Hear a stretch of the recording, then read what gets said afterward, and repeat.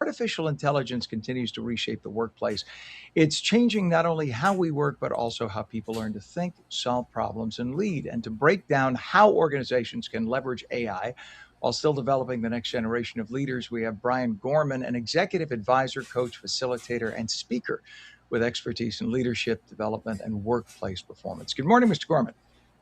Good morning, Ken. Thank you for inviting Nice me. to have you on. It's a pleasure having you on, sir. So let's talk about what experiences are most important in helping somebody actually develop into a strong leader. Well, Ken, the first thing it's important for people to understand is that there is a difference between intelligence and wisdom, and we need both. Artificial intelligence is elevating the level of intelligence that's available to all of us, but we still need to develop that wisdom, that learned experience that allows us to think critically, to discern, to judge, to make ethical decisions, and so forth. And so, as we elevate the role of AI, especially as we talk about entry level positions where AI can do the data analysis, can do the report drafting, and so forth, we're taking away some of those early learning lessons that you and I had in our early days in our career. Right. And we just talked actually yesterday, I guess, with a professor of psychology talking about how people had been using AI therapy, if you will, and how dangerous it can be if you don't know what you're doing. And AI doesn't understand the nuances of psychological therapy and coaching people. It just looks at the black and white, if then, if then, if then, depending on how it's programmed, right? And what's Right. out there on the internet. And unfortunately, it for people who genuinely need emotional direction, AI may not be it could actually be a very dangerous decision because of what you're talking about. Exactly. And it's so Exactly. important.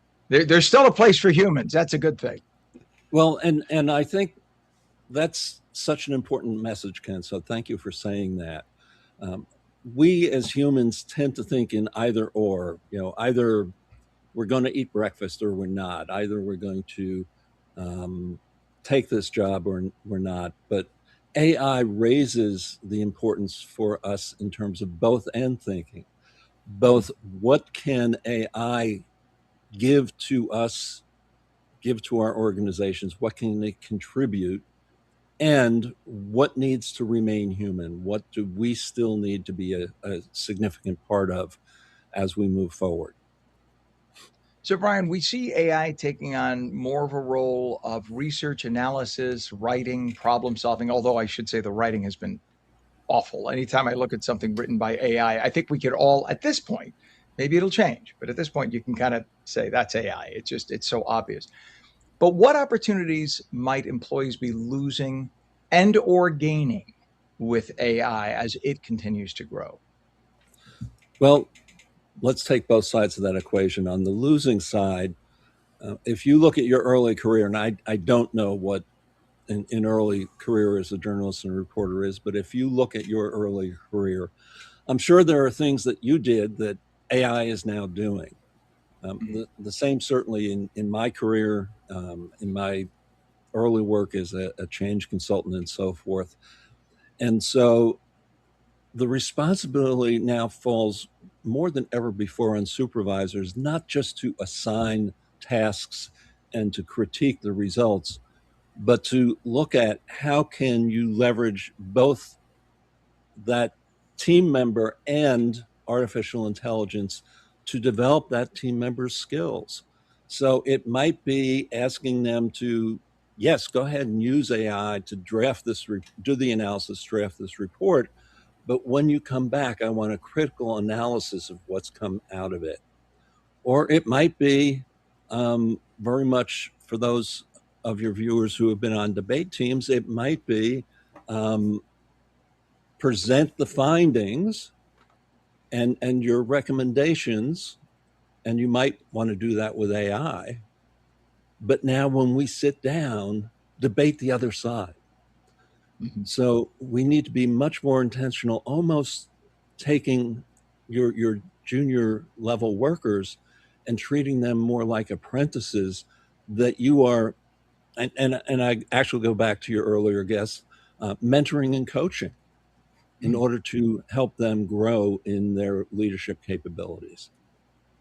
Well, it's funny you said that, talk about debate. I was a debater in high school and college, and we were always taught that you have to be successful, you have to be able to debate your opponent's side better than they can. That way you can look at, you know how to cut them off at the pass, and you know how to debate all of their arguments better. And so it's fascinating you mentioned that. Uh, what though I have seen with current AI, and as you mentioned, it's still in its relatively early phase, many times we're getting questions, or we're asking questions rather, and getting answers that are either entirely wrong or clearly opinionated, and they're not, it's not evidentiary, and we could ask the question three times and get three different answers.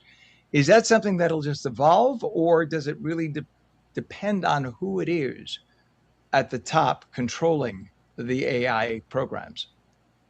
Yes to both of those options, Ken. Um, and if you ask the same question just slightly differently, you're also going to get a different answer, which again raises the importance of our judgment, not just taking the answers that come out of the technology and running with them. So often I'm hearing leaders blame AI.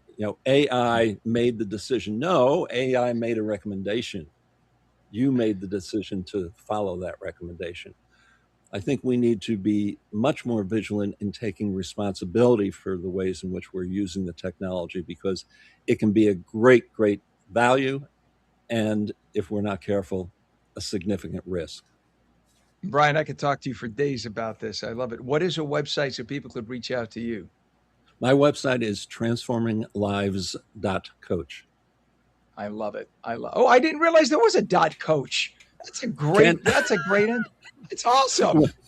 when I went to get the website, I went for .com and it was $19,000, and they offered me .coach for $1.99.